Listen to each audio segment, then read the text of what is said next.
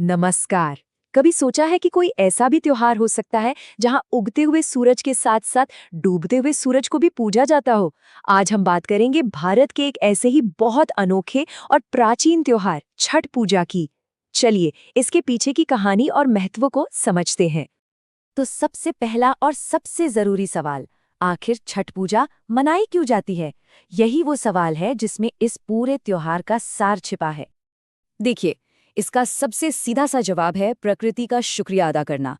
ये त्योहार असल में जीवन और ऊर्जा के सबसे बड़े स्रोत यानी सूरज को धन्यवाद कहने का एक तरीका है। पर ये सिर्फ एक रस्म नहीं है, ये एक माँ की प्रार्थना है, पूरे परिवार की उम्मीद है। जो लोग ये व्रत रखते हैं वो सूर्य देव से अपने परिवार की भलाई, अच्छी सेहत और खासकर अपने बच्चों की लंबी उम्र का आशीर्वाद मांगते हैं। लेकिन बात सिर्फ यहीं तक नहीं है। इस क्यों का जवाब हमें बहुत पुरानी पौराणिक कथाओं में और भी गहराई से मिलता है। और कमाल की बात यह है कि इन कथाओं से पता चलता है कि ये त्योहार कितना पुराना और महत्वपूर्ण है। चाहे वो त्रेता युग में भगवान राम और सीता हो या द्वापर युग में द्रौपदी, छठ की जड़ें बहुत गहरी हैं। तो ये भक्ति इन 4 दिनों में निभाई कैसे जाती है? चलिए इस पूरी यात्रा पर एक नजर डालते हैं जो तपस्या और श्रद्धा से भरी है। जरा सोचिए, पूरे 36 घंटे बिना कुछ खाए पिए, जी हाँ, बिना पानी के। यही इस त्योहार का सबसे अहम हिस्सा है। एक बहुत ही कठिन व्रत जो अटूट श्रद्धा और इच्छा शक्ति को दिखाता है।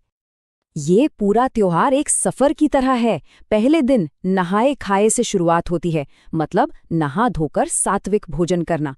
फिर दूसरे दिन खरना होता है और फिर आता है तीसरा दिन, जब शाम को डूबते सूरज को अर्घ्य दिया जाता है। और चौथे दिन सुबह उगते सूरज को अर्घ्य देने के साथ ये यात्रा पूरी होती है। लेकिन इस त्योहार का तीसरा दिन वो कुछ बहुत ही खास है। एक ऐसी बात जो इसे दुनिया के बाकी त्योहारों से बिल्कुल अलग बना देती है। कोई अंदाजा है क्या हो सकता है वो?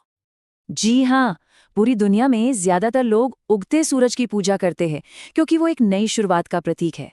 लेकिन छठ में ढलते हुए सूरज को भी उतना ही सम्मान, उतनी ही श्रद्धा दी जाती है। और इसके पीछे का जो दर्शन है ना, वो बहुत गहरा है। यह हमें सिखाता है कि जीवन में सिर्फ शुरुआत ही नहीं, अंत भी उतना ही महत्वपूर्ण है। सिर्फ उठना ही नहीं, ढलना भी जिंदगी का एक हिस्सा है और हमें दोनों का सम्मान करना चाहिए। लेकिन रुकिए, बात सिर्फ आस्था और दर्शन की नहीं है। इस त्योहार का प्रकृति और यहाँ तक कि विज्ञान से भी एक बहुत दिलचस्प कनेक्शन है। ये त्योहार हमें पर्यावरण से जोड़ता है। नदियों, तालाबों को साफ करना, पूजा में सिर्फ प्राकृतिक चीजों का इस्तेमाल करना।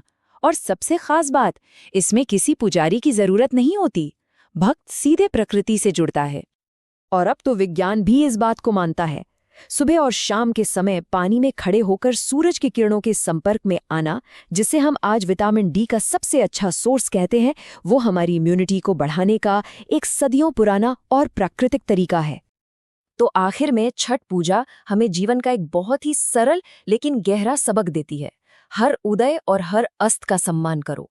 यह हमें सोचने पर मजबूर करता है कि आज की हमारी ये जो भाग दौड़ भरी जिंदगी है, वो इन पुरानी परंपराओं से और क्या-क्या सीख सकती है। इस पर सोचिएगा जरूर।